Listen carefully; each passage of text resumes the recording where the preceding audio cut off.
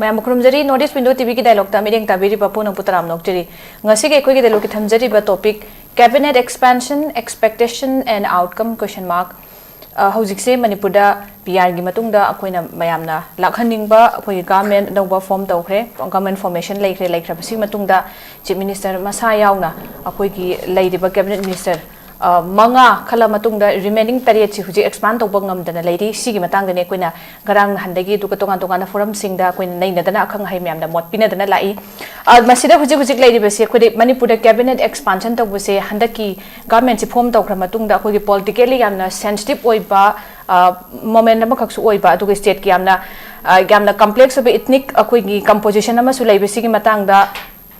मसिदा तोंगान तोंगान बा लेरिबा ग्रुप सिंग मरुइना माइदै पंगहनगिसु मखोइ cabinet minister याहलुगना हाइबा अदुगो मोइ voice लेदि दुगा कोलेशन डायनामिक्स मयाम अमा सिगी मतंग सिदा कोइ नाम सेंसिटिव पोट अमखक्सु लेदि लोइना ऑन गोइंग अखोइगी चैलेंजेस सिदा हुजिक हुजिक लेदिबा लोइसिनदना लेदिबा इरांग सिदा मिसिगी पोट मसु सिक्योरिटी चैलेंजेस मयाम अमसु लै मरुइना अखोइना मसिदा याम सांगना अखोइगी चथरइबा इरांग सिना मरम ओइरकाना गवर्नेंस की चैलेंजेस मयाम अमसु लाकपा दुगा पॉलिटिकल प्रेशर मयाम अमा recent year Singh the Lakpa दुना हंदक सेमक पोस्ट सिदा कैबिनेट की कनो सिंग से मिनिस्टर सिंग के दुगा पोर्टफोलियो सिंग से कना कना दा येंथोकनी कना बो पहनगनी हाइबने चिंगबगी से हुजिक am uncertain ओइना लेरी दुगा हुजिक सी अखोइगी याम इंक्लूसिव ओइबा अदुगुंबा अमख ओइहनसी हाइबगी तोंगा तोंगा फॉर्म याम अमसो हुजिक तसु पंजेकी मैते पंगनी ग्रुप तगिसु मखोइगी देसु याहलु खाइबा वफम सिमसु लेरी अदुगा डिप्यूटी चीफ मिनिस्टर सी अखोइ सिदा अखोइ अनएक्सपेक्टेडली हाइता अनि खनबगी वफम सिमा हंदकसु लेरी बनी अदुना करम हाइना अखोइगी करम मतमदा कैबिनेट से एक्सपांशन तौरकदरा याम तेनबा मतमने हंदकी कनोसी सेमइबा लैंगाक से तेलगसु gate थबक्ति यामना अखोइगी Maru ओइबा थबक ma'am तौगदबा full swing the तेन खरा मतम से तौगदबा अदुमा मियाम की एक्सपेक्टेशन लेबा गवर्नेंस नि हंदक चलाइगदरिबसी अदुना मसिदा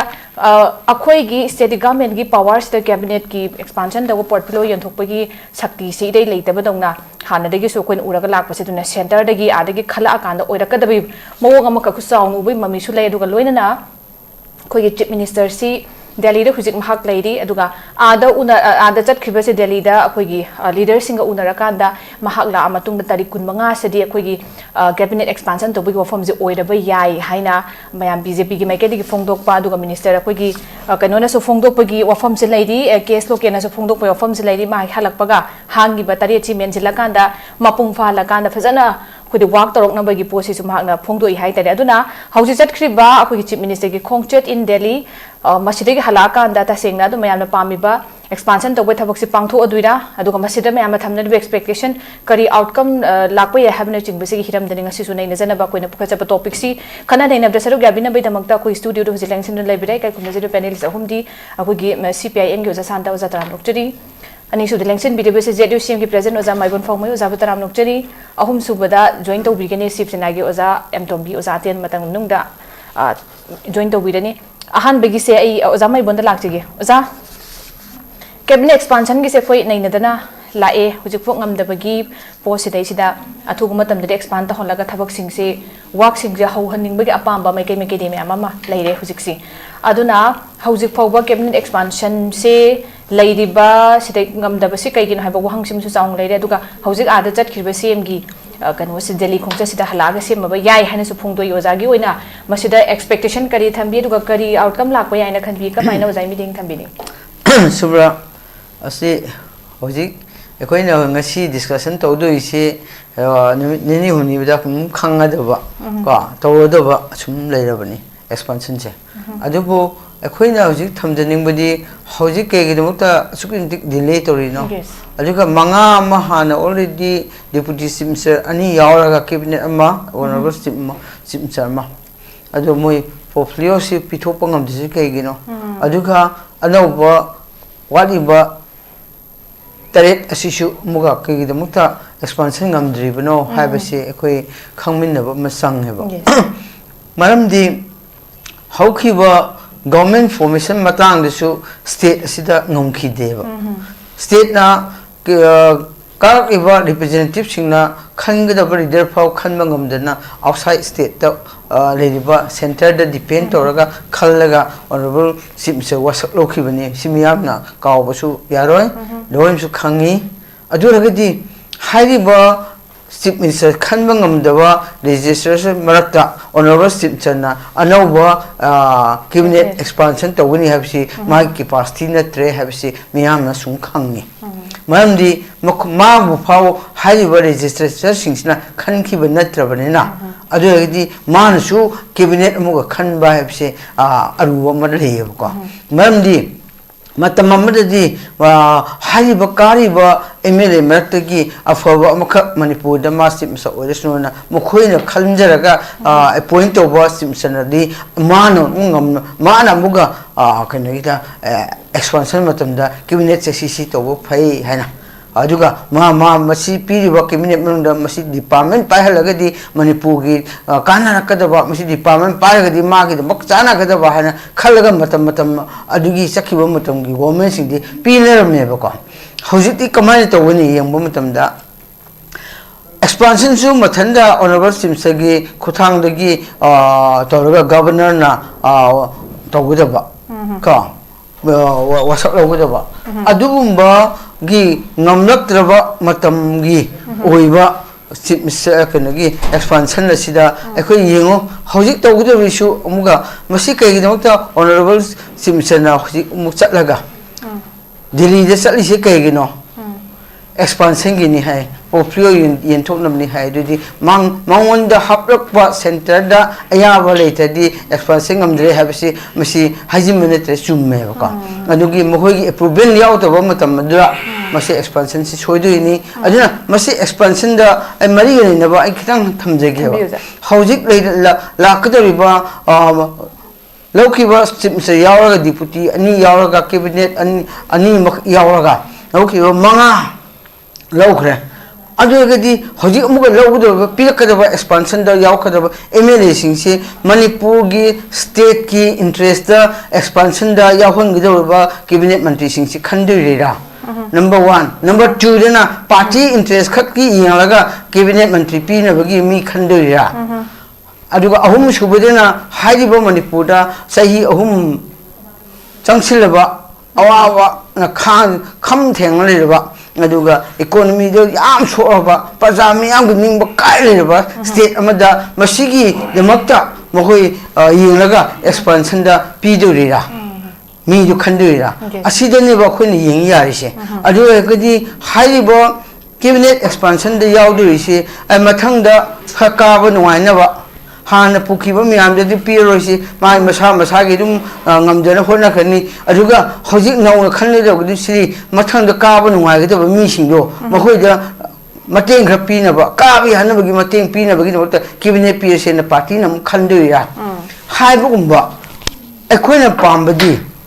a queen of Manipur Pambadi, Manipur interest. Manipur the Mukta Yanaga, cabinet mantri, people to Palmeva. Matic Saba, have the Masama Tandi, Matic Saba Natava. Department of a Parag Masama Tandana, Matic Sana, later Adunatava. Matic Saba have seen Makanyamle, Manipur interest, Wangamung with about Manipur interest, Tobung with about opinion people number, cabinet Mako the Pira, the Matic Sarani have it all. Majuda expansion to the pick up to the hen pay. Aduga Aduna Tabida, Hozik highly issue Manipugidi, Hozik issues that say home lap issues that Hozik Reliva emulation that Mantri Pirisu as issue the Wangamum Mohene, a Logzeva. Mamdi high Drabanina. Mantrika over the Hangab di Yareva. Masa the Yauzaraktre, Manipug interest, a Nangzege, Manipug interest, a Mating Tona, Tabak to Zage, left again Habado, Hosi emulated oiling either Mating Pudopong, the emulation, the Mantri Pichilusu,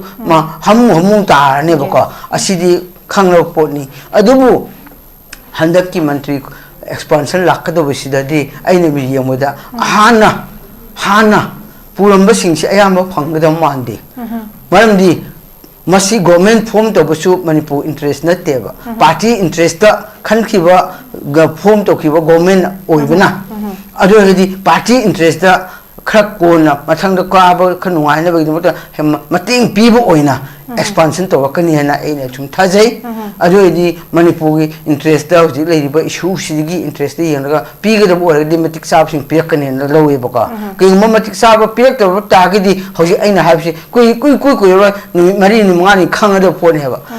matik sab mi pi ga di manipur interest da khari ba sing shop to na ba gi mokta center na khang na ga pi ra pa ni na koi lo je si ke gumba machine ta bi da sum le gi mantri oina ha kharsi hara aga di manipur interest na tre just moi party ki interest da khak to bani ha na koi lo ba ta bani aduna hoji inte yeng che hoji yeng che ba hoji manga khan ge honorable simsir ado home minister pai da bani chu sak ro khra deputy simsir ani khan khra ado cabinet mantri ama su pi khra adu madam di portfolio pi drasu moi cabinet mantri habidu oirabane ba deputy chief minister habidu oirabane ba adoni mai mathau ji tawri braba portfolio pi thotri bnina haina cabinet wasak au khibsi to min le adoni hojik kai ma kai mathau ta ge ba moi hojik le ri ba aina so appreciate to jage amandi ekhoi gi rosi di kho as deputy chief minister oina ma kai pugra khang ponatri just maming khak ki oiso deputy chief minister haina min thona du piru rabani na mana hoji kai honai chali yang chali yes okay ma bu su pam na ka mi myam ko ka sap su yauri to asi gumba chali ho pu mak kana gi interest no manipur interest na tabra peace pura pagi lambi aduda ma si thamo yam na changi alna thamo changba haibisi leibo crisis story bisi shock to kan khak da manipur si chakpa ado afo state mo oira kane ba thaje bom khar work to ri bani ba ko madumanya to bisi ai dipami amadi work to dri deputy simser marta amadi work to dri aduna asi go work to da ba mi myam mo expansion di yaw ta ga di manipur future se koi leitre na ina hamrang se thamje okay za yam pazabo za yu wakalon za gi observation hanbarang gi za mai bon gi thambi ani su do oza santa da lakse gi oza gi ne oza comment thambi ni gi oza kanona su oza mai bon zu phan thambi khre akoi gi CMC adum center na adai gi handaki government ji moi apam do CC ne kawraga nei ner matung moi apam do moi with their approval adum khalak pani aduna cabinet expansion ne ji chief minister si beyond his capability de leire adagi center de khalak do poto leire aduna masidai sa kari ke de gi khalak pa state ke interest ge khalak dra party ki interest ge khalak dra na traga hujik tho iba thodo othok mayam awa ana tariba mayam puna maksi gi kanda si stay da oina base ro khalak dra be wafam je leire aduga MLA sing si tauge haragadi MLA oiding da su mating amata yaudraba singduna chief minister gi famje pira ka portfolio singje paira ga su hena hamu adum tani nothing new moi di expect taw ngai leite ba form sima leire aduna party gi interest ta adagi form torok pataragadi karamaina khalakani hanagi singge hapchilak pataragadi adum hogi party gi interest na thre aduga anauba khoi gi khara masak thokpa tawrakadaba tanaraga hapak poitar gi party gi kanu gi state ki interest ta mayam interest hapak pani se adum mek sing na khangdu ne ba form se thambire ana oza sante gi ne oza expectation na masung outcome je kamain thambi handa ki process se kamain tok to male kaino ne khoi gi sarkar ma CM bai ba se khoi gi center da union cabinet sina bharat ki constitution article 74 75 77 gi makha da CM ba adu state ki thak dana khoi article 163 64 si matungin CM ni khoi bharat ki constitution ki bharat ki samvidan si adna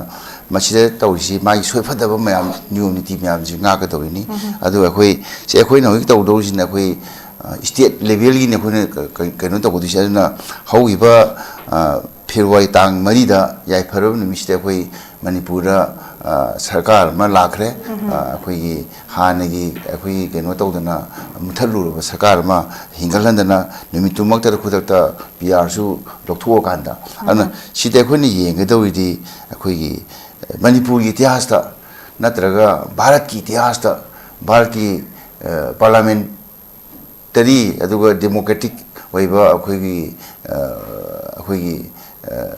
फिबम सिदा अदु मसिगी इतिहास सिदा अखोगी नुमित कुन्नी cabinet से चाउथोक पुंगम दबा अदुगा portfolio pida bhai base masi yamna record amani masina khwaidagi hena sang pida bhai tare even 20 days phado ini hayeng hangsidi 24 di akoi 20 days phado ini ba aduna masi achoba akoi manipur gi miyam gi the singer ba mam hai tare ni aduna akoina yengzari di sigumba akoi se union gi na akoi prime minister prerogative ni BJP na pairo adu man coalition gi sarkar pairo mother prime minister home ba chawba kaino to du sina mai prerogative ne ma khan ba je aduga manipur gi state ki su ma che khoi minister mayam khalaka to expand to ko je chief minister prerogative ne aduna chief minister prerogative sanati manipur gi ityas ta bharat gi ityas ta jo atang ba aduga manipur su atang bhai ba tare cabinet expansion to bhakta natana akoi to ngam da bhakta natana leisida leiba cabinet manga deputy CM ani yauna akoi oja keno na hai baduni aduna masida akoi moi portfolio yen thok ngam da ba se adune aduna hawise portfolio jo yen thok tra boidi chief minister na loina pai ga doi ne ba A to Z mai portfolio leiba manipur da leiba department nifuma thoya mamo loina maksa na hanagi wasa amdai gi mama se media da kai da mama da akoi home portfolio se akoi keno da Govindas the Pigane and Haine Adu Madu Sum Highway one Madu Kano problem Pitokri Yentokri official and Aduna Loin Pai finance tagi home tagi education tagi loin maktagi akoi civilization pai do ina na akoi na pauta matam da akoi yenthok maramna akoi manipur gi hoi leiba file sing isi sataba CM da ju pai keno akoi lakta ju file mang je piling to dana yamna overburden oi bhai tare aju ma phima da democracy gi keno se masi ge practice to da wa bhai batare ama ma samuk da ju akoi civilization masingam di keno da akoi Bharatiya Janata Party na makoi gi akoi gi central lusing basing asina ngamanda baneba maramdi aina sum pauta jaba matamda masi akoi gi manipur chief minister oiba akoi gi yunam khemjanje yamna keno tawba akoi gi misangni thabak yamna ngamgadaw man baneba atubu markse akoi gi shakti amana masi yethokandaba tokandaba masi gi thabak se yamna nuai ta bhai tare akoi gi manipur praja miyamda sinaba ne lawi akoi BJP gi central keno sada masi dong lai di akoi manipuri praja miyam sing asina akoi gi akoi high command culture se masi pam dieba akoi manipur sida high command gi culture pam da se high command gi culture se makoi ne extension to holeba adune manipur praja na democratic oi manipur praja na high command culture pam da maram adu mona akoi ne regional keno da semon na ba na ya mot pina ri se adune ba aduna bharat le ba party am se akoi congress session amo session akoi national party oi su regional interest se mang hakta da ne se oja tumbi yauri oja tumbi oi gi party SHIV SENA si akoi regional interest se mi bane ba makoi Bombay da to bi se hoi makoi state te expand to me akoi ju CPIM su akoi Kerala da Bengal da Tripura da ma akoi regional interest si yaur se mi na regional interest so loina thugai ra akoi gi high command culture se mas impose ro pai se manipur gi praja miyam da maruina akoi gi elected kamu singda yam sathina sinaba namthabi ba du mo mani ha bse ayangna hanba round sai se adu masi expectation di akoina tawang moi maram de kaino da adu outcome si expectation di tawdra outcome du di afaba oi roeba maram de kaino matam da hoji matam da di mamang da akoi gi chief minister una bairo ma mata munna bairo phamje masida tawnari se magi akoi MLA sing magi followers sing do madu gi list ka do share ma tawnari ne ba aduna hadakti loina ma dar kan ga makoi na pa ma khala tawbarina hauji manipur ro chief minister oriba akoi honorable chief minister khemjan je ma kem to wa da bhai tai amarom da ma center na mahapakpani center na akoi gi expansion to kana yaw de moi loi to giragani center na portfolio ji kana kana yi moi loi to giragani ai di mai to hom to normal keno do madu khate to lei ri hai base masi ma ki mating do akoi BJP central losing basing lokthok pone khalleba masi makti manipuri praja gyam lai thiban hai base ya han round thamjai okay za amuka sojana ku remind to ko gi high kano gi high command gi culture hai tar masina khoi gi state ki leiba leader sing chi ki mating ki su yawan da mating thudek pa hai tare sigi pot chimba su leire aduna hujik si akhoi gi masina maram mora kanda mayam so amatam phongdoi je regional gi oiba sida centered oiba interest da hen na miyam china meeting changchilak pagi sometimes akhoi gi regional gi leiba political parties sing ki da hen meeting chang asi ge ho ma laksi ka haiba mayam su tatna phongdok tab na te hai tar ai kanwa da moza to midam lakti goza ahan baround ki no ozagi di huji expansion to bangam dan leiba cabinet ki leiba charak na kan chairak sida akoi gi chief minister delhi da leire huji maha hekla abga tarik kunmari kunmanga den nakpa namit khare ni swai de semak pa ya bagi thajaba leire kaina koi gi minister allocation masamang ka su phongdo pe form leire aduna masida expectation amadi lakpa ya ba outcome aduga koina su sem bangam dan leib mi maram je kaina ba so so hangam ni ahan bi de kai meeting tham jining ga ai Panabu Konamjari, Yamiri Panabu so Konamjari, panelist Puna. Akogi 4 February 2026 ta. Tongan ma community ahum haitareko Naga Kuki Maite Manga cabinet ki thakta wasak lo hre. Remaining 7 cabinet lady. Masigi pochi honorable CM hek lakpuga. Soidana expansion torne habigi koi achit bathajab lay National Democratic Alliance ki oina lulana hujik yanthok triba population show cabinet expansion tormani na soidana yanthok kham thoi yanthok kane na khali aduga hujik mang tariba IDP singi problem aduga road communication gi hujiki buffer zone leiba aduga national highway gi leiba puna sinsi expansion within this month ko so an expansion aruga akhui labor magi population ko adu soidana masigi pose soidana to kana habigi accept thajab lai ujik numita ga nipani shure ko sigi maram so se akhui sahi hum phajal laba sigumba yamna sarak sahin naiba kanoma party gi leaders in the Kalamani, Kariman Kalamadagebo, Huzikle, Manipur, Kuigi, Nungsinadabi Sangsi, Kui Kari Hironico, Ado Karamakui, Huzik, Kui Santi Lakpo Hore, Adoga Gamanamo, Form Tore, Proflum Tukta lady, expand to the lady, Sidi, Akoigi, Praja Singna, Masigi Muta, Numin Mari Mangani, Naibiraga Mado, Ada Opangani. Aduga hujik maru ina koigi kano se agoigi mantri gi birthsi yenthok pase mamang dadi koi district wise oina aduga yam maru oiba adu simitang ai maru chitha horani ko thabiyo je satra habisi student habisi masajda community khaidokte ma hauni ma maitei ne aduga mana tangpul ne ri ma pagan ne khaidokte sportsmen su khaide aduga minister da aina NDA gi alliance samoina aina masjid mana muslim ni mana nagani mana tangkhul ni hamse masigi poche sakthung bidung naina toba sungone na seise sakthung bidung naina tobuna sungone mamdi uji akoi oja deven jini rek le hido bidagi haitare ne ngasi bohung da Asigi 220 kilometers far from here ko Imphal ejini ba masi kilometers sani kun la behari ba adu sahi jai khoi gi development se aswai da le development si low ire adu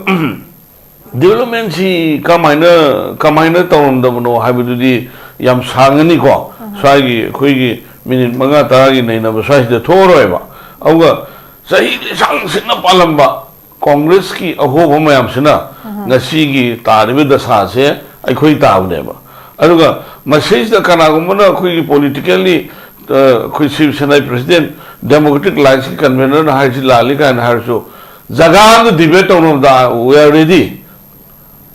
ko adu discuss tau se ni ko akhoi maitai khangde pagan khangde adigi kuki khangde naga khangde adi chiru khangde mar khangde paite khangde akhoi na kaino ma khana ba si khadari badu da apaware mu lawna ba khana ba ne ba khana discussion nei si adu ne mi be ma mari yena raga adu third discussion do adu di tar ko phol do asum ma phangna ba ne ba adu gi ware tu ne bi yam kan bo ri se ko ado sidi mi amna mariyta khoi bom top no mai hana yore adu mi na kaino hairu da adu mai na tawre ba hujik manipur da khwai luri se khoi kaino ni samna ha kan da 22,327 kilometers akhoi gi ipai pu na thanamba khoi lamkhai manipur se masaj da 10% si valley 10% yodi ko 10% du da manipur da 34 community with Maitai Pangal 36 se masi high ba mafam sida akhoi punna lemin ba ado akhoi Maitai na chingdei lai ba tangkul su naga su lein ro hai ba amta hai de ba se akhoi abumei phami ko akhoi bisam ni tin na lemin na tra ha kanam ta lein ro hai de ba ado chingdei Maitai na ka bi ade 90% du da adu 1960 ki MLR LR lai akhoi changmusi ade adu kundarusi ade leige ri ade ba sigi bosi kanana thana minoi do amtang akhoi ningsang mina ba change ba aduga sigi warip lorom dai kan karana ye le do adusu maril le tabe MLA sing do adusu nungai te hebi wani da ko akhoi ki sigi akhoi ki arkizu kan chandra han honorable CM leigi dre ko somon gi ko mana akhoi ki morang le ki masin da mana hawdo khib lai usu ningsang ye ba awa si akhoi hujik si akhoi ki 34-36 indigenous people le se masi akhoi kuntra ga mari taruk se namu manar badi manipur kana na bo akhoi gi kamai na munmung no ba akhoi si lingjen manade ba du chai hum changi ne be ma ko akhoi na chai hum changi be se akhoi peace ki road map ama ngasi ba da akhoi adugi formulation among si bongda akoi angka form da ta si mam chouchi akoi si lingjen manade habadu adai du one ba aduga akoi akoi manipuri si akoi ki maitai se masina akoi ki kano haitare ne nangi kuki sing chalu haibena te ba asam da union home ministers Amit Shah ji na mana one by one illegal immigrants in detector ko deport to une na mana lok thok re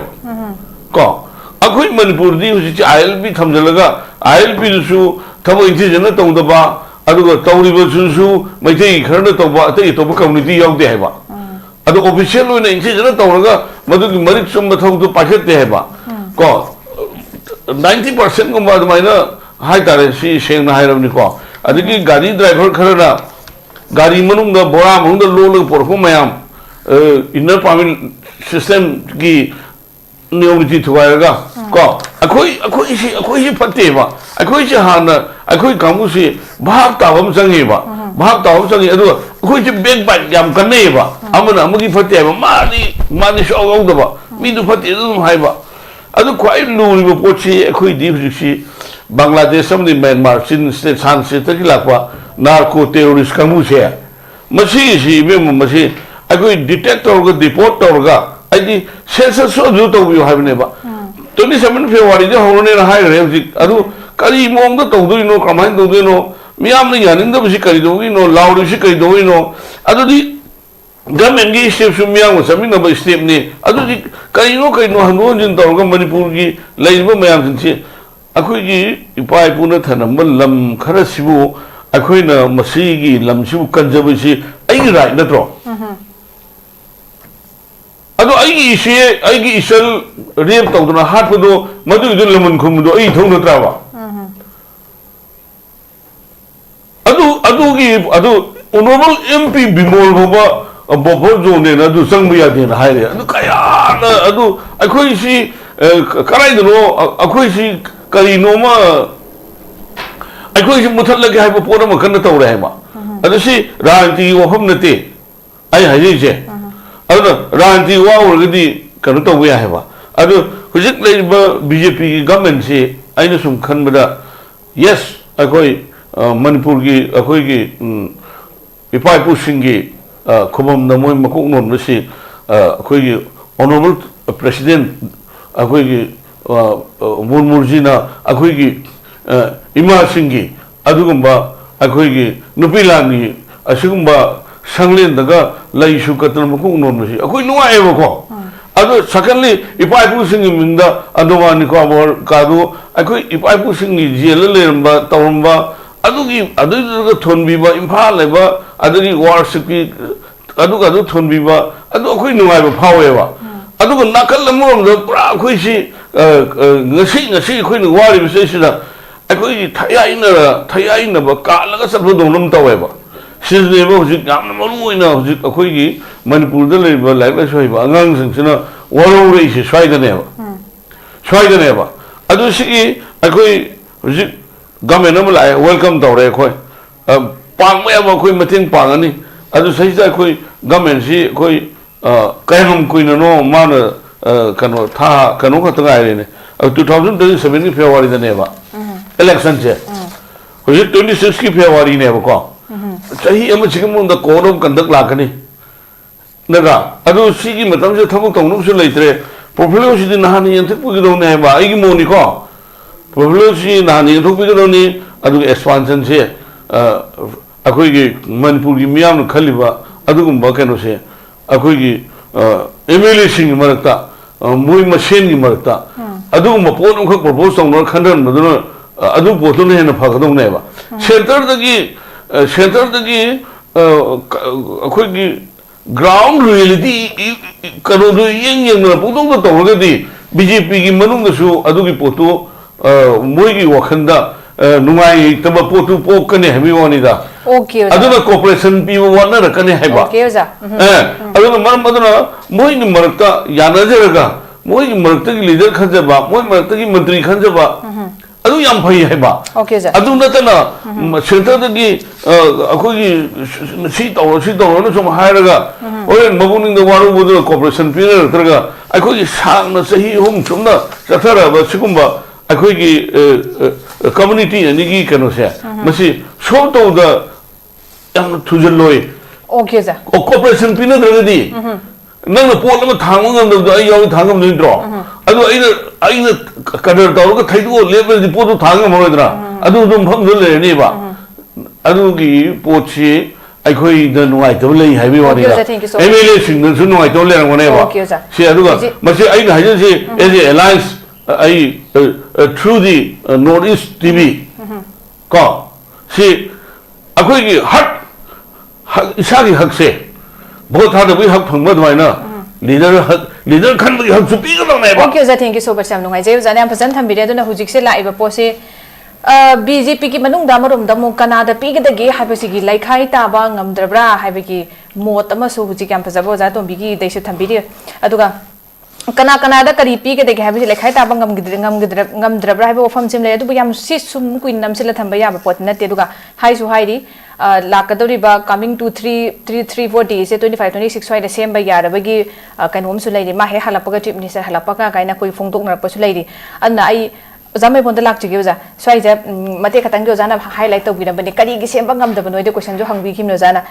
equivalent expansion अमा ngamdabagi area स्वाइदा चनैनबा लेरबरा अदु हंदकते खोगी खलक पसैदा तसेंग हारकना मैतै पंगनगी सिनावगी साइडगी सु हदक लोइनबा यावरे याम exclusive pot अमा यावनबि दमकत मोगी सु cabinet minister पीबीयू हाइबा वफम अमा सु यामना हाइदे द कम्युनिटी बेस्ड सेमबा दुगुंबा पोट ओइरबंदना नागा मैतै कुकीदुना मखोगी साइडगी सु सेमो हाइबगी पोट अमा खकिसु सिगी केनों खले सेमक मतन मखो यारो कतारगदि मखो इरांग तौगनि खोंग चंगसिनगनि हाइबा पोट अमा सुले साइ मतंगदा दुना इक्विवेलेंट एक्सपेंशन अमा स्वाइदा चनैनबा लैबगी पोट लैरबरा जगा बीजेपी की मनुंगदगी कनादा पीगनि हाइबगी लैरिबा मोइ मंत्री हानगी सिदगी लाइखाइ ताबा ngamdabi pot laibra haiba wafam simsu lae aduna lakaduriba outcome je swai ge area se yingagadi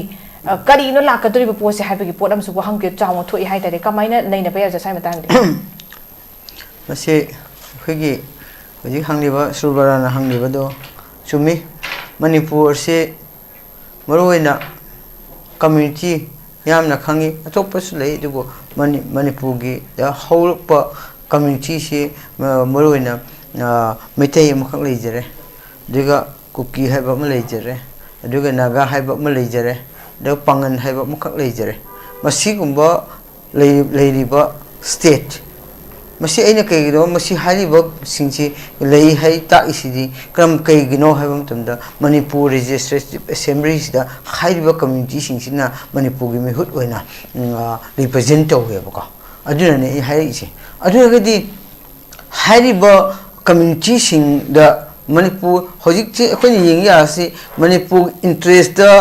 government si rule to ba ama ka aduga community interest the expansion to ba ama aduga center na hojik si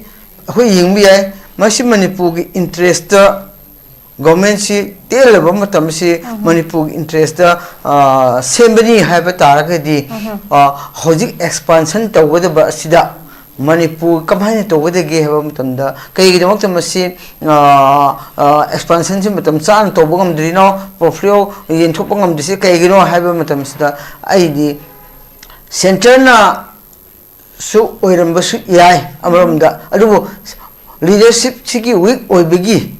amasu oirambasu yai maramdi mana tawgadaba haibadu mathandana tawrapam tamda center na kai hairakadege ha aina sum apamadu hek tawrom tamda center na ingonda kai mi yengrakadege haina mase yenglibara haisu khalleba maramdi mabu habu si center na hapaneba aduna masini asida maleire aduga hojik leriba manga kakta hana simsa ama deputy simsa ani ada cabinet ani wasak ki ba matam sida community wise ki yengraga pibusu malakpa aduga haiba community wise oine yenga pirakpa mamasi kaigino bo haiba situation si Manipur da lagiba hojiki juncture sida crisis makak laiba masigi interest yenga pibusu malakpa aduga adumanungda muga masi crisis ki piba male na ina yenga isikam ki me yeng no bo hoji ngai den leraba miya khangraba mantri phangani na soi de na ngai riba ngosanglun sunate ha aduga LM khaute aseni di compulsory phangjarani habasi clear cut oirabne ko masi ani da muga pido deputy minister amaga cabinet ani pido si kai interest no hamen to da masi pire pataragadi manisi Manipur sta ingta pakharsi lakadra solution si lapi yagadra habagi thajaba makhada honorable Home Minister or Prime Minister aduga national BJP party na khalga pirambasu yai aduga hojiki leriba deputy chief minister su hana nagada ma pire hojik su pire hojik pire ba sisu yengbada adugi line de uba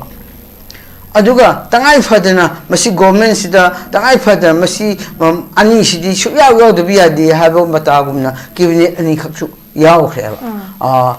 ke bisimpugiga wanggoigi ka aduragadi sum yenglakpa matamda aina hoji lawjarisidi yengjarisidi expansion si delay tawriba asi center na aina ni thoni yengbi yai center na afabarom da han haijegi ko fatbana kon haige afabarom da yeng haiba tardi hojik leidiba honorable chief minister sina inam khemchan lead toba government amakak leire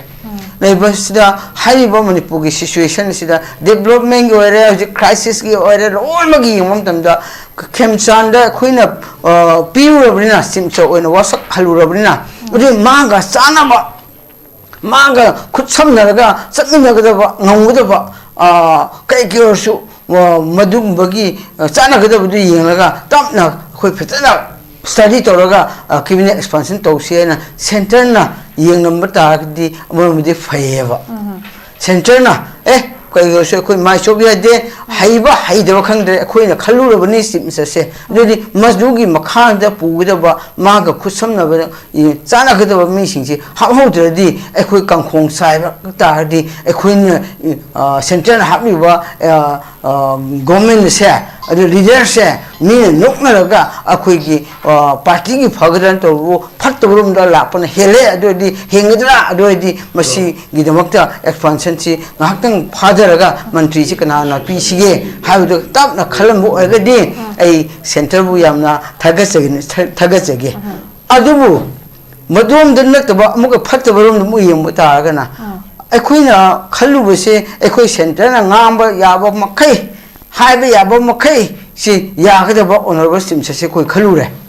adugadi hojik cabinet mantri singse muga akhoi khaludra expansion dog to thopam danda haiba khoi khaliba sim se sibudi khoi haiba makai ilani do cabinet mark factor already koi central interest na tawa khaliba interest den tabada mantri kha khalu moina oppose to aga si karan da agadi koi kamai to ni hana khallaga already kha center na chung tak yerum tanda makhon thokoi dewa adu ma khanna bagi baktanda matam lori bra haisu aina sum thamjage ba ko masi de ne khoina center gi akhoina haise center na kyamo khoi manipur sibu nungsi ge abse masi de khangdori ne ba adu gadi hari ba mantri hujik expansion da tare moga pirakada basing sida manipur interest da kanna lepcha gadaba mi sing do khanhaninge ba aduna to brida soli moli department ka pare ga sum kul ga leba gadaba sing khan ga dai ne li sing ne ba ko maramdi center hojiki situation sida center na khut thaninge ba manipur se lo khut thaning bania masi akan ba community de hap oi dra na khali handaki expansion sida ko manga bujle je te se expansion to tanda center na akan ba yamna kan ga ba center da pressure people ngga da ba cabinet ka maduga asigum ba singje duga haini ba issue se khoi pukhat pang ngga da ba issue si da yam kan le ba manipur interest da ing tam le na ba hai ba issue se solution po na ba aduga community class to riba community ni makta peace work ka ga ngmuda bagi thobang ro ngam ba cabinet sing se adp ga mande pi da mande ba nakse kai gi no bu masi government of india gi policy makhan na ba kumna le ri ba situation si da koi ubani na sahi nei rak e sida koi center gi policy gi makha do thopo gumna leibani na maramdi asuk kuiraba sahi manga sida moina control to biya bisi to hodrabnina makoina nga ka sunga pidre khang khambidre aduga masi to buno so hayak punama asida ado center su paralyze ohanba state su paralyze ohanba asi punama to ribo yengagadi aidi afaba cabinet handa khang da mande adubu situation sida yemodi ge na community wise halne taba yargadi community wise ki lawraga asi lawu so amram phai lawraga madu capital thamraga nokhoi hojik pangan lejare aduga mete lejare naga hai lejare kuki hai representative oriba sing martagi achom amama nakoi nang interest da ngang de bida nangi interest da nangi interest da hai de bida state interest da no pulaga work to min no haina responsible amakak center na thamanning heba madu mapik pa adugi directive du pihalaga no na pagi da government sida akan was piraga center da tainano no gi chap chaba no gi state ki thorang do no hairi bo cabinet section logdam diko hairi bo leadership makha sida hairaga instruction si piraga di phai that bida sitoro na less du khap pairaga honorable chief segi ay apam badi di khangda mandre handakse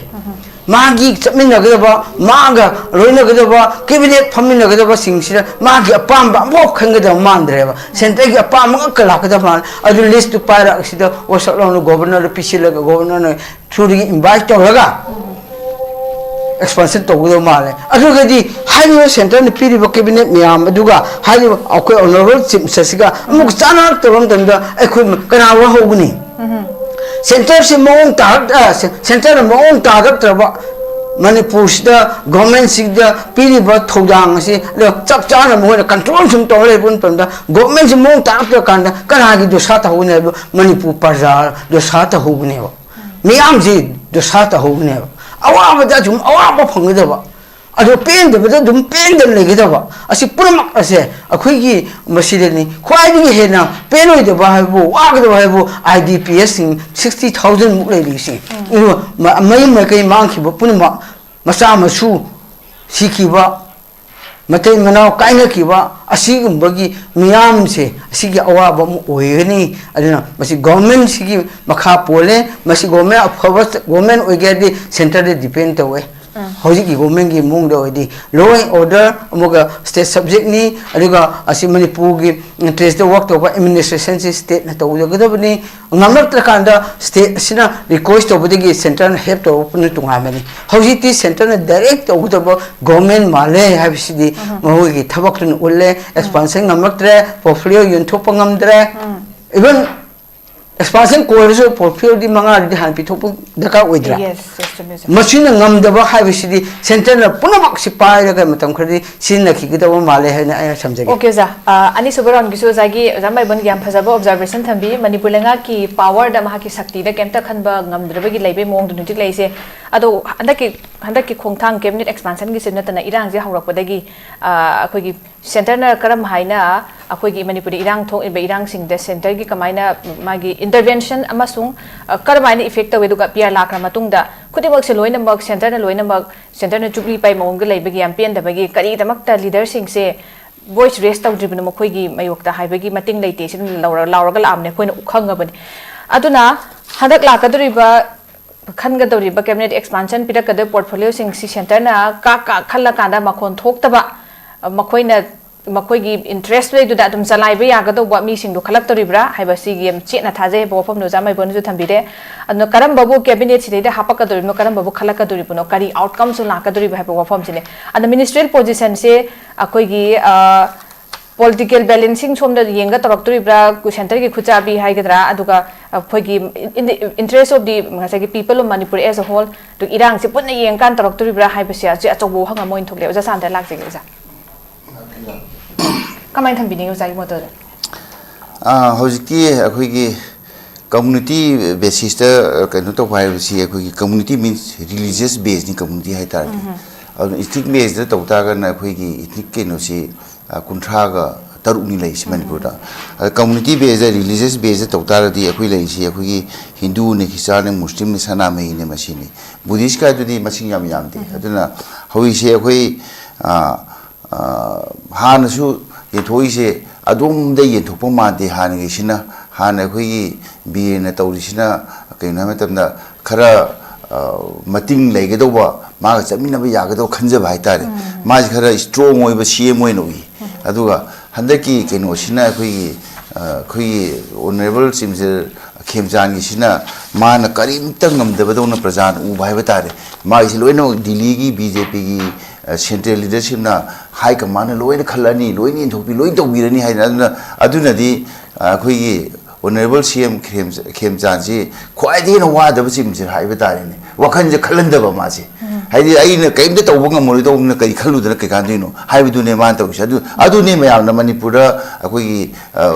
intellectual mayam na ate mayam na khanari bi oja abonmai na ju kanu na haibi gi ne phomai na haibi gi ne ba ana si gum ka disa si akoi leibak ki yam laibak thibe ne ba akoi gi sim se si ma pang solan ba man na tawja na thawji ma gi mating ji lokphok ba ngam da phabi ba adu na di mang na khandau si asim se rai be si kaim tang ngam da boy na udore ba adu mai ma mang de le ba sim se mayam na su mong na chai do e akoi taw ngi da di center na du hai da ko si taw ro pholam taw expansion taw am taw ma di kaim tang ngam de ason ba mi wen ba adu na ason bo heli se asing ba di masari son na te ba adu ga akoi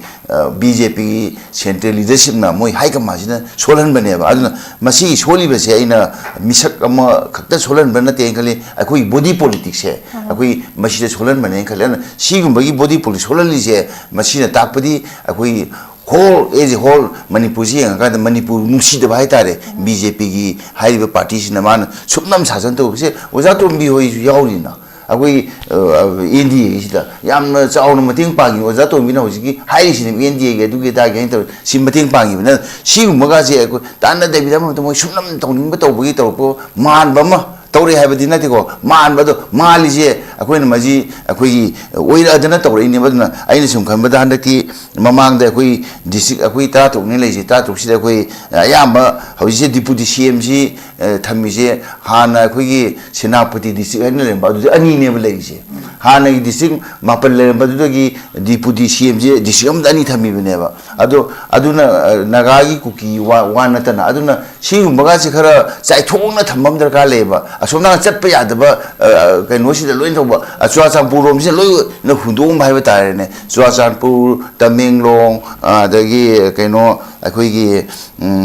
Chandel टेक्नोपोल मयाम से अदुना सिगुंबसे यामना मखोइना करम मौन खलिबनो हाइबतुने CC अदुना सि मखोइना खनिंगबा अखोगी मी खलबरा सेंटरना अदुगा CN सुंगमबदा अखोगी Manipur चिम से ओरिबा खेमचान मसाउनदी पामदबा मौन खलमजु याइबा अदुगा मणिपुर पिखरबा कैनोसिदा अखोई constitution amendment अखोई 91 की मतुइना अखोई 15% ऑफ दी लोक सभा न 15% ऑफ दी अखोई स्टेट असेंबली की कैनोसी ओइगदबने अदु अपिपा मणिपुर गुमबददी 12 तगी हेन हेनबे यादब मी मसिंग जे सिगुंबा लेबसिदा मधुबो निंग तमना खनबा गमदबा सिगुंबगी अखोगी 2003 दे अमेंडमेंट को 91 अमेंडमेंट से मसिगी से शक्ति सिन हंदबा अखोगी चिमसे अदुना माइ प्रीरोगेटिव से मार्क से लोइन मखुत कथल थम अदुनदी मखुत कथल थम मी अमरु कयामना थबक तोबो गमदुनो हाइबदुने अदुना हौजी लेसे अखो आइना ममांगी राउंड हाइजगिबदुनी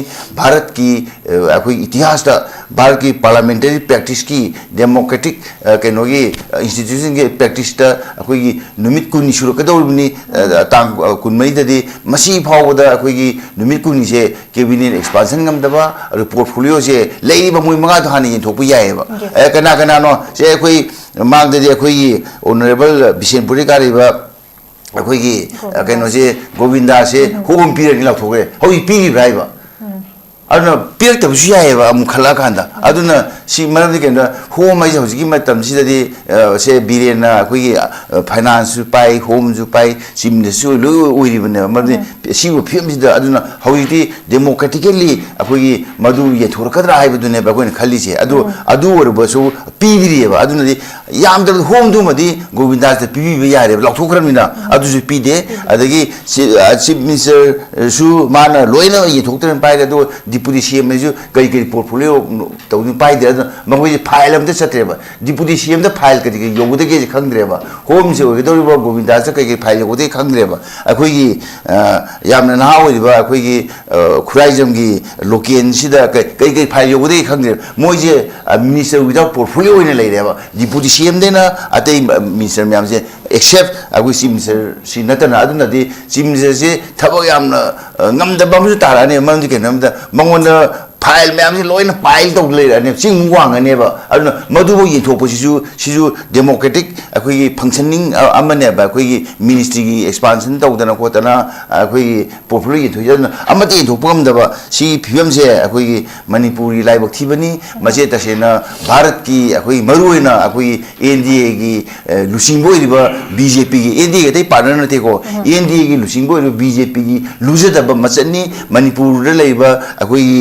इलेक्टेड मैम सिबु अखोई उसितबगी मवोंगनी अदुगा मणिपुर लेबा अखोई मैम सिंग से मसिदा अखोई नमथबगी मवोंगनी हाइना या अनि सुब्राउन थमजै ओके ओजा ओजा लाक्से के ओजा ओजा शांतना सु याम फसन तमिगे हुजि के तारिख 13 दा मोइना पानरी सिसवाइदा तारी 2019-20 डेज हुदुइनी सिदै दा डिले तौरी मतम सांग delay तौगु सिगी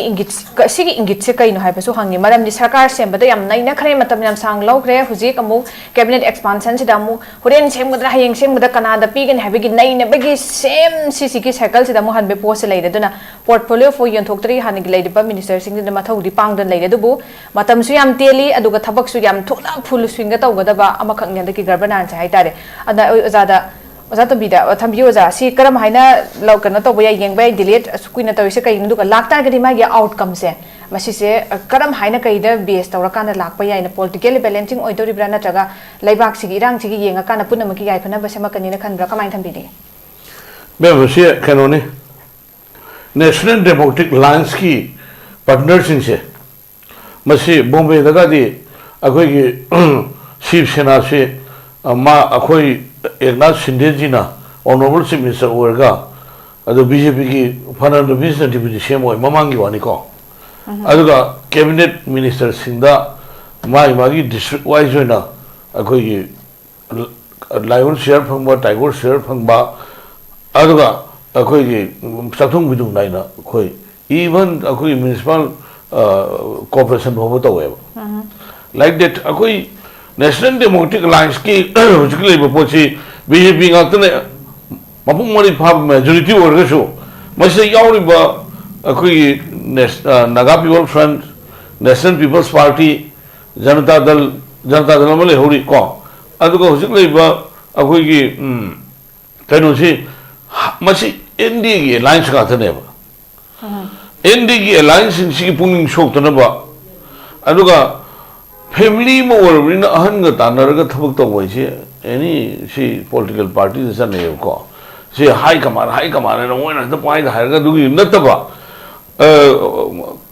karino tawduri do hang ba tanaba dudi adudi masana ta ne ba tanani hangnani aduga alliance yaw party sing do punging shok tana na bagi khanna badu da nang na kari to ya no adu kari to ya no election le tawu thong si mang da tha tau te hat ngai re yam na sidi khoi gi kano da ahing thin tum na development to ho da ning ma thung mo wat ka doi ne ba aduga replacement khoi gi nangi mayam sing si khoi gi hana cabinet or ma sing se maru oina cabinet or ma sing si moi matam khara cabinet or khara si tam si da bo hari ba cabinet supong phangong da le ni na ko adu tha to tare si na mo na pi da kan kari la ka da ke su party khanma ma lai ga ne ba adu ki chanai khare na ba si masi si khem chan khakta na adu ki potu ya ba ta bani na lai bu po chi satlag advice ma lo bui wa ne ba ko aduga simadi khoi noi to le home minister ne na adagi di kari ne na chief minister ne na le ga security advisor na kuldip na logum to ko aduga decision ji nangi hujiki khoi gi le ba mang na ta ba community ani ke no si security advisor ki chaw role ma khana khoi gi khutta nomoi di pai ba aduga ai bu hator ba mi mu do adu le su kap ya da ba ta re ko aduna pochi akhoi si adai gi adai khara dugi area du da ko adai khara dugi area du da minister without profilo se oi ri se aduga ma khallaga pining da badagi tawa aduaina tawdi natte na khalle di ko masi si party khara lei di badugi mapuning shok tanana bagi pot ama khag yen madu fajadradi election nakpani na adu fajroi da bani na yelam dai kanda tana ba masange ba kana tana busangi janata dal gi nitish kumar tana busangi konak sama tana busangi ko then adagi nangi Naga People's Front ki nangi Kohima gi hujik lai ba kano sing si moi tana busangi phangni bado deputy CM phang popular kar ma pidor gi have ponam la dui ne ba popular do simmission ka gi no adu kari no sigi finance na kana no adu PW na kana no forest na kana no adagi sigi leiba kano me am si adu idu potu alliance me am ma leibani na adu gi potu moi puning shok tan na moi wane ba sigi si ai wakhan di masi tongdra di simmission du mapang son ne ba mon full cooperation thong de ne political party atai alliance na full cooperation akhoi gi piri ba do thaina ka doi ne adana potu yamna ma sang hai ba ado labor national democratic alliance SHIV SENA su backbone ma ne ba akhoi janata dal ne telugu desam ne SHIV SENA ne ahum ji punjal government si form tawri ne ba center da simtang aina noi to se hojek akhoi gi hoi gasi gi topic si di mai ne dre ado aina yam noi to se khoi gi Congress si bahara jata yam tawe yam na khoi bahana yam to ba hina to hai ta re ne ngangi nangi India gi A1 nangi impact summit 2026 ki nangi country samag nipan delegate marfu da gi sam ba quite gi kanu gi top level gi delegates mayam mungalo na or India si lakadal 2000 akhui 50 shiwa manung da super power mo ina na ba mangom chan na ba discussion ta uno bi adu gumba platform world ki platform adu da akoi ki Rahul Gandhi na ga injel laga ngang khar da Muzaffarpur ka laga naked ta na protest to that is very dangerous Congress ko Congress ki danger se Manipur ki adu vote khanar ko kanda khanaram dai da di walk out he ta to mo ta we ba adu hujik line election ni si kitang kai no ma choi da akoi ki adu ki potu da issue oina puthoga Manipur da su dum tawi Delhi da su dum tawi si su dum adu ki issue ma sam sa do adu na te ba ko issue ni hujik mang da tari do akoi myam pun solve to no hono da government na do tawri bu da akoi patient oi bitai ba moi na tawri do khoi yeng mutai ba soira kan do khoi hai bi ai adu lal agan do khoi hai bi ai akoi government ni akoi na hai mu san ta ta ni adu da adu ki mana adu tawri mana da tawri government shemo ina dum si the topic ai ga launa ba si am government shemo ina dum hai ba shemo ne hai da tin sa u mem do the government shemo ko expansion tawri no jari se tawrani adu National Democratic Alliance ki ton mo political party yauni na adu khana nei na ba di ma sa da ne ba adu ne mi adu sai da yam kan na khoi kanu na te issue na te ba oza question ma cham tang lak choge oza hujiki akhoi gi guess it is through BJP center to BJP paidem dana akhoi gi high command go wata thok ta sin tong na ba haibasi akhoi gi tawpham thokpa makhakti oi BJP gi NDA gi na NDA gi oi rasu hoi akhoi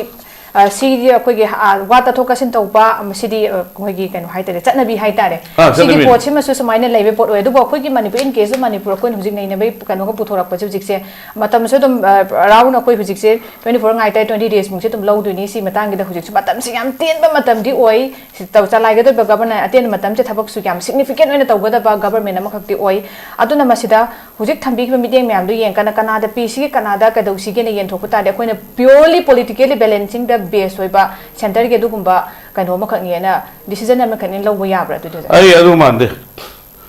ai ga sai thamje re akhoi gi chhatra da community gi base au ya de sportsman da community base au ya de aduga miyam gi elected leaders sing da community base au ya de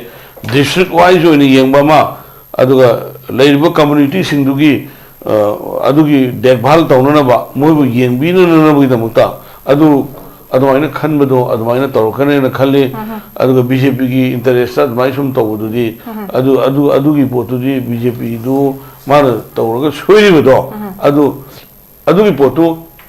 adu SHIV di awai okay thank you so much ozamai bonda ozaro berang gyuna jate tekna laksi gyuza hujik aduna hujik la ibji cabinet expansion sina genuinely Manipur thoi be irang si masidaida hanthabada hanthana gi lambi da haitare duda sakti hapa adu mapona mo oiba aduga balancing ba governance sama Manipur gi pelai ba irang si gi interest ta laibak si gi interest ta loisina ba gi interest ta phajana tare tara thongna khanara ka matam yam lauraga su hapa ku da yam la we expect that from the center adudagi pame adu bu amarom da laibak activity ka khatla kanda makhon thoklo oi da ba center gi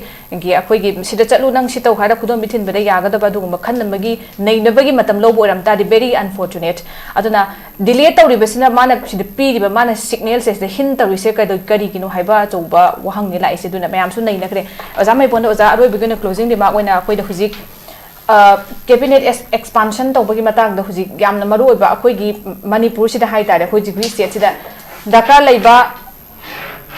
oifam thokpa leifam thokpa amasung karamba interest ta haitare need of the hour se khwai maroina karamba area da focus rakanda koina cabinet expansion cabinet akogi equivalently oirasu yare hujik mamang bandagi maitei pangan gi sulai community based tawene haira ibani handaki post the deputy CM buba hana ani hapchen kare do tari why not from us from our side akoi desoma should be included have a pot mayam kan line haitaduna karamba da focal point oirakanda punamaksi akoina mana mani naidana ba punamaki good for all haitare focus on to from to e hebse kamai thambi misi sobra ai sum thumjage ko hojiki question mu chungina amram da hairaga di hojiki hariba government formation asida ekoi community wise oina di yemudi yadabani adubu tangai fadradi hojiki ko cabinet mantri pijo se community khadi task long to re maru eba community singda aduga asum yeng pam tan da manipur gi oiba asida ka pang manipur gi interest da kan support to jaba hairadi ekhoi isino mete pangan singsu amma manipur ka jana ba lauri ba su amani adubu hojik moi di hojik phawdi pidri adubu masi kaigamba pirak kada bisi kama pe mo pirak kada bo India ki side ye lagadi India ki side sen manipur interest na tiko mo center ki interest da kat government sem pa na ai center ki interest da ha rage ba center da hujik Narendra Modi prime minister Amit Shah home minister oye policy karana no haibam dinna ZDU ne ba Janata Dal United asina kanna support to budegi hoji Bihar khangde center khangde adu India government se so holaga jumuni pu India gi oina sanai ba port am oiba madu interest yagadi ZDU ri su phangbu su yaba ma leheba ko madu gi interest yagadi India gi interest yagadi aduga manipur interest yang su da ka oiba ZDU se aduga masi pangan hapadi chumuni khalle ama anya dum haijege aduga ani suba point na sum la pam tamda hojik leidiba asida yengbada sigi manipur da hojisi manipur parja mi am haitare BJP siga ekhoi gi manipur state siga khasana de dum laweba masi center to khangeba aduga manipur da riba BJP singsu doing khangeba adugadi center na manipur parjamiyam na hairi besida onna taina bagi oina phatti haiba sana di haiba sana na ba handakti anobo government telu tena pugido riba government sida soidena parjana pam BJP ga sana de hairagadi mathang saka pairui duri neba adodi masi moi haisi onna tena boina koi masi chana ba habdo moi apam dum handakti tema eba tha panga tukte khakta pudriba saka sida chap chaba power and function to halaga development khangde any package kidagi recruitment khangde purama ase to laga afaba manipur se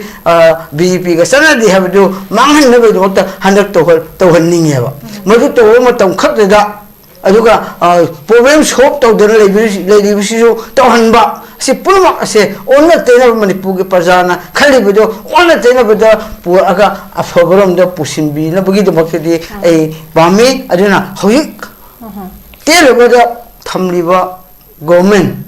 haiba sida mi amna kanglu loi mana manipur khundare ba punama na si telo ba matam sida manipur interest da support to raga matam khak do su inga tapna puraga pen de miam si kokna ba yana ba wa ba miam kokna ba party line ni yeng de ba asida support to holaga aidi center do khola am khata lawminaraga inga tapba state ama ohinba du pame ya oi mani tawji cabinet expansion da hoi BJP gi tu haitare government sida hoi gi masida yaudi si thawal district amte yaugi de aduga Swachanpur district amte yaugi ba man ke thawal district ta 10 ne lei se hoi semi ke ne je Swachanpur da taruk ne ba aduna akhui 1/4 of the akhui leiba MLA masingje sidagi akhui MLA mayam sidagi manti ma hau yaugi de ba akhui BJP tu sargar sida aduga BJP thar ki sida akhui na hairiba thwan dai khari yawa Swachanpur ka yawa darka lei ne khali mam achawa kaino masing leiba kaino ne ba Muslim ni somo yawa Muslim ki da ka manti is Muslim da kaino budi khali yawa na adu na ta ojik leiba train sida अभी train ही था बीस की solution वो ज़्यादा mission है अजी BJP से मुस्लिम से UP दा मतलब MLA को याव के मोही दो को मंत्री जो याव के और मोही से BJP ना मणिपुर दा मुस्लिम से याव सीगी के नोचे ना वाह गाँव में तब दा मुस्लिम की अकोई मंत्री में याव तो ई हाई कर बने बा अदुबु आई ना थाज़े मरम दी BJP से याव ना के नोई बा अकोई कम्युनल लोई बा कम्युनल के नोई वाक तो के नोई ꯂꯩꯗꯅ ꯃꯨꯁꯤ ꯌꯥꯎꯔꯣꯏꯗ꯭ꯔꯥ ꯈꯜꯂꯦꯕ ꯑꯗꯨ ꯌꯥꯎꯐꯝꯗꯤ ꯊꯣꯛꯑꯦ ꯑꯣꯖꯥ ꯇꯨꯃꯤꯟꯅ ꯆꯨꯝꯃꯦꯕ ꯑꯗꯨꯅ ꯃꯁꯤ ꯌꯥꯎꯐꯝ ꯊꯣꯛꯑꯦ ꯑꯗꯨꯒ ꯑꯩꯅ ꯍꯥꯏꯔꯤꯕ ꯃꯨꯁꯂꯤꯝ ꯑꯃ ꯌꯥꯎꯐꯝ ꯊꯣꯛꯏ ꯑꯗꯨꯒ ꯌꯥꯝꯅ ꯃꯁꯤꯡ ꯌꯥꯝꯈ꯭ꯔꯕ ꯑꯩꯈꯣꯏꯒꯤ ꯊꯧꯕꯥꯜ ꯑꯃꯁꯨꯡ ꯆꯨꯔꯥꯆꯥꯟꯄꯨꯔꯗ ꯌꯥꯎꯐꯝ ꯊꯣꯛꯏ ꯍꯥꯏꯕꯁꯤ ꯑꯩ ꯂꯥꯁ ꯊꯧꯕꯥꯜꯒ ꯆꯨꯔꯥꯆꯥꯟꯄꯨꯔꯗꯤ ꯁꯣꯏꯗꯅ ꯌꯥꯎꯔꯛꯑꯅꯤ ꯍꯟꯗꯛ ꯑꯗꯨꯗꯤ ꯈꯪꯗꯦ ꯑꯗꯨꯗꯤ ꯈꯪꯗꯦ ꯍꯥꯏꯕ ꯌꯥꯄꯣꯠꯇꯦ ꯌꯥꯎꯔꯛꯑꯅꯤ ꯑꯣꯀꯦ ꯇꯣꯝꯕꯤꯗꯣ ꯇꯦꯟꯇꯛꯅ ꯑꯔꯣꯏꯕꯒꯤ ꯍꯧꯖꯤꯛ ꯑꯩꯈꯣꯏꯒꯤ ꯌꯥꯝꯅ ꯃꯔꯨꯑꯣꯏꯕ ꯀꯩꯅꯣꯁꯤ ꯑꯩꯈꯣꯏꯒꯤ ꯗꯤꯁꯇ꯭ꯔꯤꯛ ꯋꯥꯏꯁ ꯌꯦꯡꯕꯤꯕꯁꯨ ꯆꯨꯝꯒꯅꯤ ꯑꯗꯨꯒ ꯂꯩꯔꯤꯕ ꯄꯣꯂꯤꯇꯤꯀꯦꯜꯒꯤ ꯑꯣꯏꯕ ꯑꯩꯈꯣꯏꯒꯤ ꯗꯨ ꯑꯦꯟ ꯗꯣꯟꯁ ꯃꯌꯥꯝꯗꯨꯁꯨ ꯑꯦꯂꯥꯏꯟꯁ ꯑꯃ ꯑꯣꯏꯅ ꯑꯩꯅ ꯁꯖꯦꯁ ꯇꯧꯕꯗ ꯇꯧꯖꯅꯤꯡꯕꯗ ꯑꯦꯟ ꯗꯤ ꯑꯦꯒꯤ ꯑꯣꯏꯅ ꯃꯗꯨꯒꯤ ꯀꯩꯅꯣꯗꯨꯁꯨ ꯂꯩꯔꯝꯒꯅꯤ ꯑꯗꯨꯕꯨ ꯇꯉꯥꯏꯃꯟ ꯐꯗꯅ ꯃꯅꯤꯄꯨꯔꯗ ꯍꯧꯖꯤꯛ ꯑꯩꯈꯣꯏꯒꯤ ꯃꯔꯨꯑꯣꯏꯅ ꯑꯩꯈꯣꯏ ꯏꯟꯗꯤꯖꯤꯅꯁ ꯄꯤꯄꯜꯁ ꯃꯩꯇꯩ ꯅꯨꯄꯤꯅ ꯄꯣꯛꯄ ꯑꯩꯈꯣꯏꯒꯤ ꯃꯨꯁꯜꯃꯥꯟ ꯍꯥꯏꯕꯁꯨ ꯃꯩꯇꯩ ꯄꯥꯉꯜ ꯍꯥꯏꯇꯥꯔꯦꯀꯣ ꯃꯁꯤꯒꯤ ꯆꯥꯛꯊꯨꯡ ꯐꯤꯗꯨꯡ ꯑꯃ ꯅꯥꯏꯕꯁꯤ ꯑꯩꯈꯣꯏꯗ ꯌꯥꯝꯅ ꯑꯩꯈꯣꯏꯒꯤ ꯌꯦꯠꯀꯤ ꯄꯥꯃꯝꯒ ꯑꯣꯏꯒꯤ ꯄꯥꯃꯝꯒ ꯈꯨꯕꯥꯛ ꯈꯨꯕꯗ ꯃꯈꯣꯟ ꯊꯣꯛꯀꯅꯦꯕ ꯑꯁꯤꯃ ꯑꯩ ꯄ꯭ꯔꯣꯄꯣꯁ ꯇꯧꯖꯔꯤꯁꯤꯅꯤ ꯑꯦꯅꯤꯒꯤ ꯑꯩꯈꯣꯏꯒꯤ ꯋꯤꯟꯗꯣꯒꯤ ꯊ꯭ꯔꯨꯗ ꯃꯁꯤꯃ ꯑꯗꯣ ꯃꯁꯤ ꯑꯩꯈꯣꯏ ꯁꯦꯟꯇꯔꯗꯁꯨ ꯇꯥꯕꯤꯐꯝ ꯊꯣꯛꯏ ꯑꯗꯨꯒ ꯂꯩꯕ ꯑꯣꯅꯔꯦꯕꯜ ꯁꯦꯝ ꯋꯥꯏ ꯈꯦꯝꯆꯥꯅꯁꯨ ꯇꯥꯕꯤꯐꯝ ꯊꯣꯛꯏ ꯃꯁꯤꯒꯤ ꯄꯣꯠꯁꯦ ꯑꯩꯈꯣꯏꯗꯤ ꯑꯦꯝ ꯑꯦꯜ ꯑꯦꯁꯨ ꯂꯩꯖꯗꯦ ꯑꯗꯨꯒ ꯑꯩꯈꯣꯏ ꯍꯣꯏ ꯃꯊꯪꯗꯗꯤ ꯑꯩꯈꯣꯏ ꯗꯕꯜ ꯗꯤꯖꯤꯠ ꯅꯠꯇ꯭ꯔꯁꯨ ꯁꯤꯡꯒꯜ ꯗꯤꯖꯤꯠꯇꯗꯤ ꯑꯩꯈꯣꯏ ꯁꯣꯏꯗꯅ ꯑꯦꯀꯥꯎꯟ ꯍꯥꯡꯒꯅꯤ ꯂꯩꯔꯤꯕ ꯇ꯭ꯔꯦꯟꯁꯤꯗ ꯃꯅꯤꯄꯨꯔꯁꯤ ꯏꯪꯅꯅꯕ ꯍꯣꯠꯅꯕꯗ ꯀꯝꯃꯨꯅꯤꯇꯤ ꯃꯌꯥꯝꯁꯦ ꯁꯤ ꯑꯩꯈꯣꯏꯒꯤ ꯁꯛꯊꯨꯡ ꯐꯤꯗꯨꯡ ꯅꯥꯏꯅ ꯈꯦꯔ ꯈꯥꯕꯩꯗꯤ ꯂꯣꯏ ꯊꯨꯡꯕ ꯐꯩ ꯍꯥꯏꯕꯒꯤ ꯋꯥꯅꯤꯗ ꯀꯣ ꯆꯥꯃꯤꯟꯅꯕ ꯐꯩ ꯑꯗꯨꯅ ꯊꯕꯛ ꯇꯧꯔꯛꯀꯗꯣꯏꯅꯦꯕ ꯑꯩ ꯑꯗꯨꯃꯥꯏꯅ ꯊꯝꯖꯒꯦ ꯌꯥꯝ ꯅꯨꯡꯉꯥꯏꯖꯩ ꯑꯣꯖꯥ ꯑꯩꯈꯣꯏ ꯍꯧꯖꯤꯛ ꯂꯩꯔꯤꯕ ꯀꯦꯕꯤꯅꯦꯠ ꯑꯦꯛꯁꯄꯥꯟꯁꯟ ꯇꯧꯕꯁꯤ ꯇꯥꯔꯤꯛ 24ꯁꯤꯗ ꯇꯧꯔꯕ ꯌꯥꯏ ꯍꯥꯏꯕ ꯋꯥꯁꯤꯃ ꯊꯝꯃꯤ ꯑꯗꯨꯕꯨ ꯌꯦꯡꯕ ꯇꯥꯏ ꯃꯁꯤꯗꯩꯁꯤꯗꯩꯗ ꯑꯩꯈꯣꯏ ꯀꯔꯤ ꯑꯥꯎꯠꯀꯝꯁ ꯂꯥꯛꯄ ꯌꯥꯏ ꯑꯗꯨꯒ ꯃꯌꯥꯝꯅ ꯑꯦꯛꯁꯄꯦꯛ ꯇꯧꯔꯤꯕ ꯄꯣꯠꯁꯤ ꯐꯨꯜꯐꯤꯜ ꯇꯧꯔꯛꯀꯗ꯭ꯔꯥ ꯅꯠꯇ꯭ꯔꯒ ꯁꯦꯟꯇꯔꯒꯤ ꯊꯣꯛ ꯑꯣꯟꯊꯣꯛꯄꯤ ꯑꯃ ꯇꯧꯔꯛꯀꯗꯣꯏꯔꯥ ꯅꯠꯇ꯭ꯔꯒ ꯁ꯭ꯇꯦꯠꯀꯤ ꯂꯥꯔꯖꯔ ꯏꯟꯇꯔꯦꯁꯇ ꯌꯦꯡꯀꯥꯟꯗ ꯂꯣꯏꯅꯃꯛꯀꯤ ꯑꯩꯈꯣꯏ 9 ꯊꯣꯛꯅ ꯈꯜꯂꯒ ꯑꯗꯨꯒꯨꯝꯕ ꯗꯤꯁꯤꯖꯟ ꯑꯃ ꯂꯧꯔꯛꯀꯗꯣꯔꯤꯕ ꯍꯥꯏꯕ ꯋꯥꯐꯝꯗꯨꯗꯤ ꯑꯩꯈꯣꯏ ꯉꯥꯏꯕ ꯇꯥꯏ ꯑꯗꯨꯅ ꯃꯅꯤꯄꯨꯔꯗ ꯍꯧꯖꯤꯛ ꯑꯩꯈꯣꯏꯒꯤ ꯈꯦꯝꯆꯥꯟ ꯒꯚꯔꯟꯃꯦꯟꯠꯒꯤ cabinet sembada formation da portfolio sing yenthokpada masida delay tawribasida political balancing oi ba achouba makak mamim dum tare sai matang gida leibana akoi laikhai ta bangam dabana masida tre tra thokna neina bra haibi matam lawbra haibasigi thajabam di mayam gida mami tabagi chawnga leidaduna challenges si leidiba mayam si akoi taseng harakana yamna Sandi purak pa amasung loisin ba irang si phajana chatminage haiba taragadi akoi gi leidiba challenges si hauzik mapung phaba adugumba amakak oirakna ba semge hai taragadi success cabinet ki size haiba tare njaga inclusiveness loina mag dakar adu bo hena maru oiribdi kaino hai ka da akoi gi leidiba administration du da yam effective oiba pot amakak da meeting thamakanda junction ba hana ka mana da state ki interest puna mangna state ki interest loina focus tawrakana hona ba du magi tangai phadab de adumak lei adumak pu kanglu furup akoi masing ya matamina ba recognize 35 36 tamina ba potuna kadi gama khatang akoi gi khongthang amakak te center gi lorok pana jaga state ki decision de political gi sigi post de balancing o henna ba gi apam ba demand du medi boy se raise tawra lakna du let's see center gi kari karam ba decision lorok kono ha do koi tari kun mari kun manga swai de uba phangani ha bi thaja ba du myam thamnari so with this note akoi ngasi gi dialogue program si matang ngasi tension jere koi gi program si ba saruk ya bidun ma pangphan bi hi ba ngasi gi kai khuna jeri ba panelist ahumak oja Shanta oja MAIBON di oja TOMBI ba muka sang thakat phongdok jeri hayeng sulam da mesi thoiba tongan tong me isu sing matang da naina janam gi tanja do Northeast Window TV gi dialogue ki forum na puduna lakchege mi yam sung soi soi da meeting tabiyo punom pomukana khoi jeri Manipur के हानबा neuro patients के अमतंगाइरबा specialised hospital neuro emergency trauma net multi speciality hospital single मतक तोंथामी कायदा हांगुक्तरे hospital असना मरुना BP stroke brain tumour नमी गुदुंतिबा spinal disc prolapse spinal tumour अमगी माइग्रेन चिंबलाइली हॉस्पिटल असदा न्यूरो की लाइन रतंबा अफबो मखगी खुसु खुलाई अमगी नशिंग मरंग कायदले मसिना कोक मई लेनबा तोंगा तोंदा मखगी अनाबसिंग इंचिना लाइली लंदन मसिदा न्यूरोसर्जन यामना तांगरि मरमना चिन्नुमदी अरापो हुंदगी लाकपा अनाबसि न्यूरोसर्जन उननबो होनबदा अवाबा कया मायोंगरी मसिदा सुनतना मतम तुंजना अनाबा लायंगना मरम ओरगा खुदों चिबा कया समायोंगरी मसि पुनमतगी खरदो ओरबसु कननबा doctor Parkinson Singh MCS neurosurgery AIIMS New Delhi ना मसामकी हॉस्पिटल असदा पुन कुमरी लेना अनाबसिंग लाइंगली हॉस्पिटल असिदा अताब ममलदा लाइन मतनतुना ओपीडी जनरल अमदी ICU beds operation medicine xray अमदी लेब कमेटी नबसनसु अताब ममलदा फंगली मसिमुलेशन बे अमदी खुदों साबसगसि लोबियो हेना कुबमरो गिदमक हॉस्पिटल असि टेलीफोन नंबर 70053416 नत्रगा 8974572152 दा पाउ फबिरकि यागनी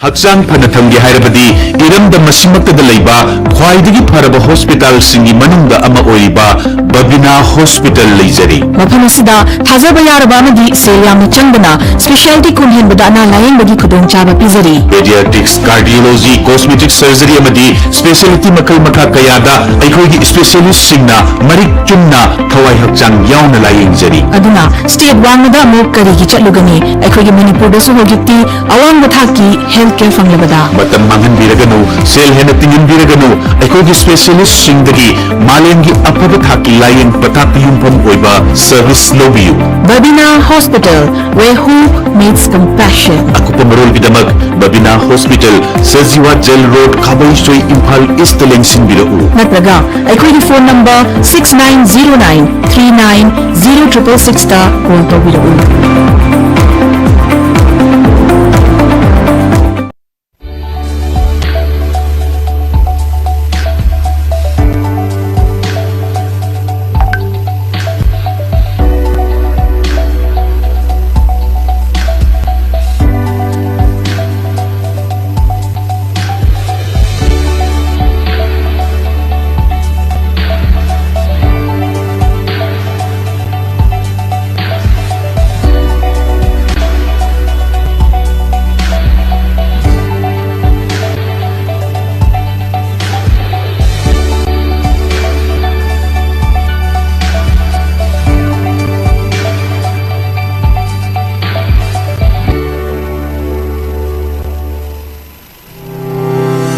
Step into a world of endless possibilities with 18 dynamic faculties and 180 plus courses. Unlock your potential with industrial-ready training and placements. SGT University, empowering tomorrow's leaders.